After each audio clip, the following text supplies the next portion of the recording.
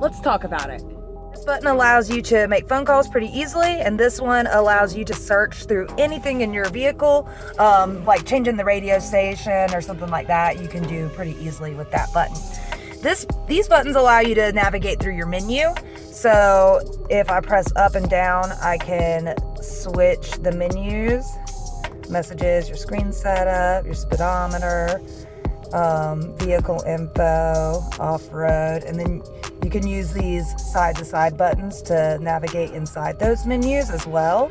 So the vehicle info has a ton of different information as far as your coolant temperature, your tire pressure, engine hours, a gauge summary. It's got pretty much everything you can need to know about your truck right there. Pretty easy access. You also have your cruise control settings here, which this one allows you to turn it on and off. So I just turned it off. Let's turn it on.